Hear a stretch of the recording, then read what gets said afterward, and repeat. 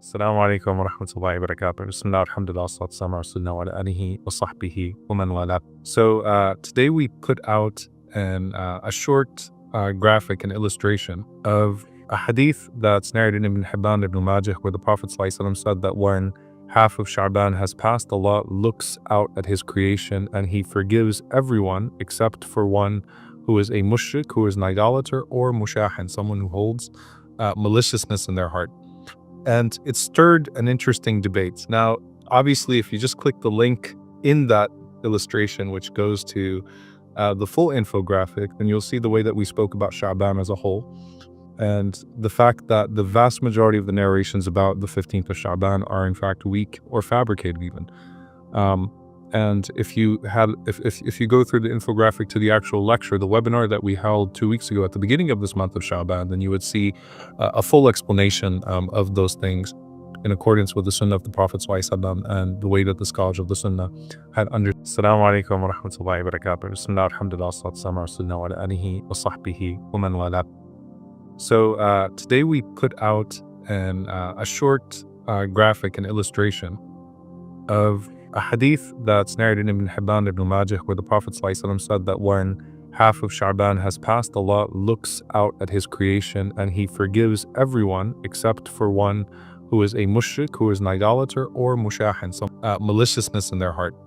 It stirred an interesting debate. Now, obviously, if you just click the link in that illustration, which goes to the full infographic, then you'll see the way that we spoke about Sha'ban as a whole. And the fact that the vast majority of the narrations about the 15th of Sha'ban are in fact weak or fabricated even. And if you go through the infographic to the actual lecture, the webinar that we held 2 weeks ago at the beginning of this month of Sha'ban, then you would see a full explanation of those things in accordance with the Sunnah of the Prophet ﷺ and the way that the scholars of the Sunnah had understood this concept, understood the month of Sha'ban as a whole and what virtues the month of Sha'ban has, and then particularly any virtues are there that are associated with the 15th night of Sha'ban. And if it is a special night, if it's a night to be observed, are there any special practices or special acts of worship to be observed? So first and foremost, just an advice, I'll say this in a condescending way. Well, I love and I appreciate the people that feel protective of this beautiful deen of ours and do not want to permit any innovation and are afraid of innovation. That's a noble thing, and so I'm not trying to be condescending here. May Allah reward all of you who care so deeply about the Sunnah of the Prophet ﷺ to preserve its practice. But just a nasiha and advice is not to be hasty in declaring something fabricated because you don't know it, or you found a hadith that sounds similar to it and you went to sunnah.com and that says mawdu', or that says fabricated, or an Islam QA link, or any type of QA link, in fact, which could be addressing a different concept or a different hadith narration, or it might actually be a difference of opinion amongst our scholars.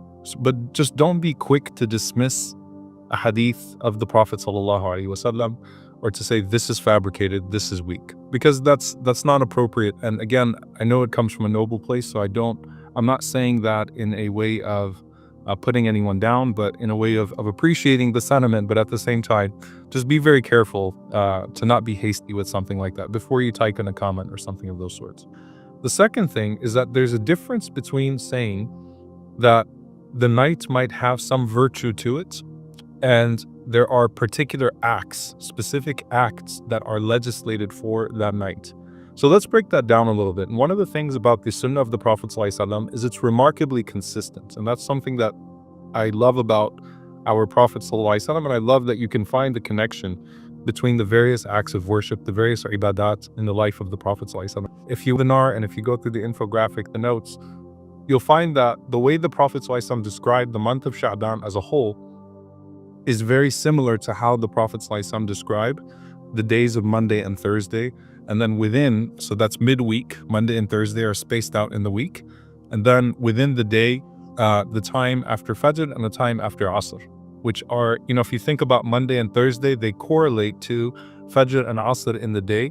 Sha'ban is the month in Rajab and Ramadan, right? And that's why the Prophet ﷺ said it's a forgotten month and people overlook it.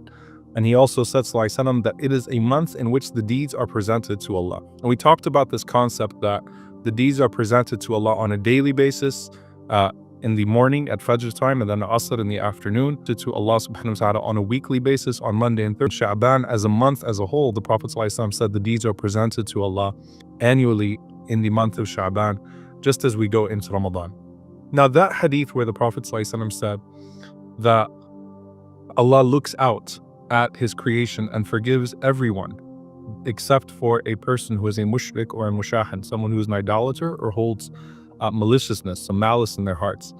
There's another hadith that is so hadith that I want you to just listen to it. So this hadith is from Abu Hurairah, the Prophet ﷺ said, "Tuftahu abwabul jannati yawm al-ithnain wa yawm al-khamis." The gates of paradise are opened on the day of Monday and the day of Thursday.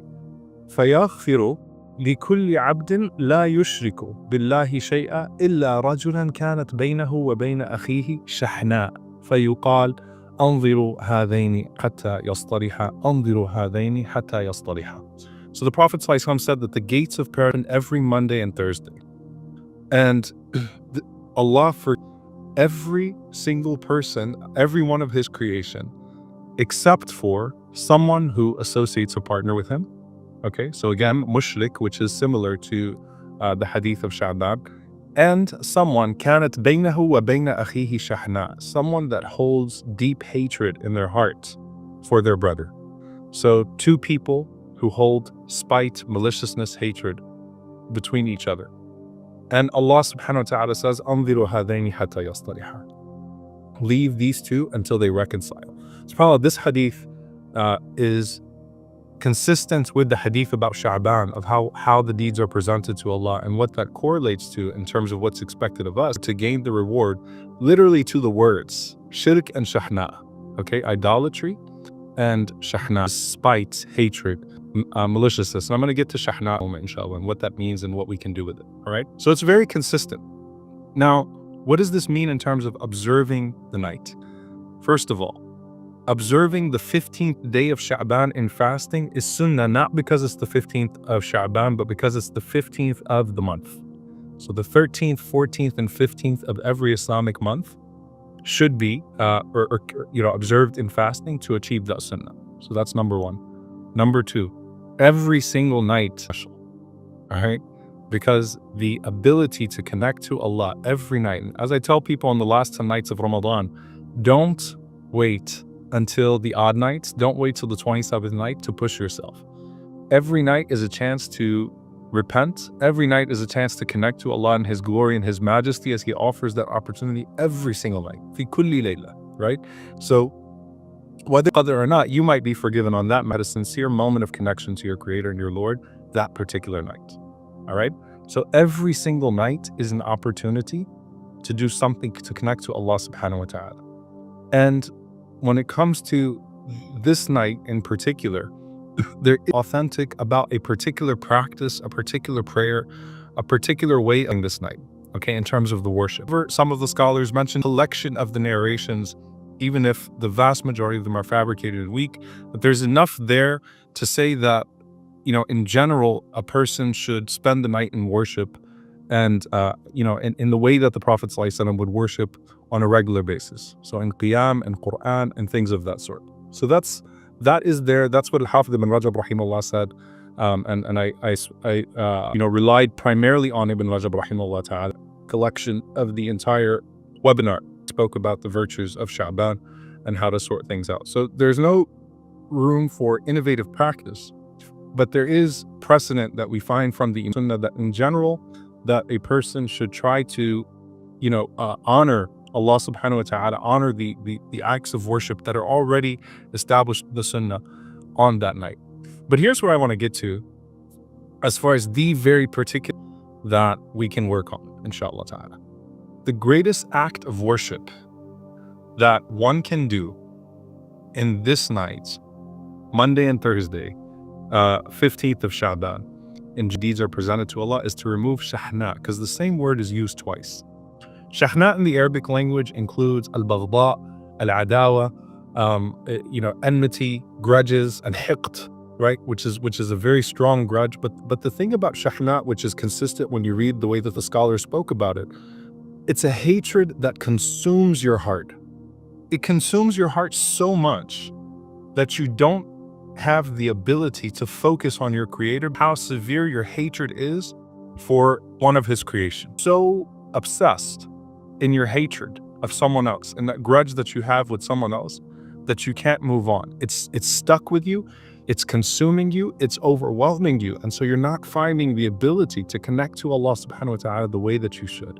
And that's significant because when Salam comes, when Jesus, peace be upon him, returns, you know what the hadith say, the Prophet ﷺ mentioned? We know that Isa Islam abolishes shirk. He abolishes idolatry or shirk, any type of partner with. But he also abolishes, the Prophet ﷺ mentioned, ash-shahna, that there would be no more hatred on earth. When Jesus, peace be upon him, Isa Islam returns to this earth. So he is purity of the worship of Allah, and he establishes pride of the hearts towards one another, or rather Allah does through him, right? That we no longer hold that type of towards one another, and that has, deep ramification across the entire world when Isa alayhi salam is present. So shahna is a deep hatred that consumes the heart. Let's seriously think deeply about and make sure, because on this night, you go to sleep and do, which, according to the scholar, many, that is what it is, right? It's just another night. It's like Monday, Thursday, the deeds are Allah subhanahu wa ta'ala. But at least I really need to think, all right, if I've been waiting to make peace with someone, if I've been waiting to remove something from, now is the time. Now is the time to say, you know what? I'm not going to hate that person. I'm going to let it go so that I can focus on Allah. All right? Ramadan is coming up, and what a mercy that before the greatest month, and this is the last thing I'll mention, which is consistency. Again, the consistency of tradition is so beautiful. Thursday comes before the greatest day of Friday. Right? It comes before the greatest day of Friday. And some hadith, by the way, the Prophet ﷺ sing, tu'radul a'mal yawm al-khamis, that the deeds are presented to Allah on Thursday. If a person fasts that day, or let's say doesn't fast that day, but they focus on removing the grudges that are in their hearts on Thursday, that clears their hearts to do right by the special day of Friday. Okay? Think of Sha'ban like a Thursday. All right? Sha'ban is a Thursday. You have an opportunity to clear your heart, to prepare your heart so that it can only long for Allah subhanahu wa ta'ala, it can only long for the Creator, and be focused on Allah and not anything else or anyone else when Ramadan comes around. And may Allah subhanahu wa ta'ala allow us to live to see Ramadan. May Allah subhanahu wa ta'ala accept our deeds in Sha'ban. And always, may Allah subhanahu wa ta'ala purify our hearts so that they can be connected only to Him, so that they can be full of His love, so that they can be dedicated.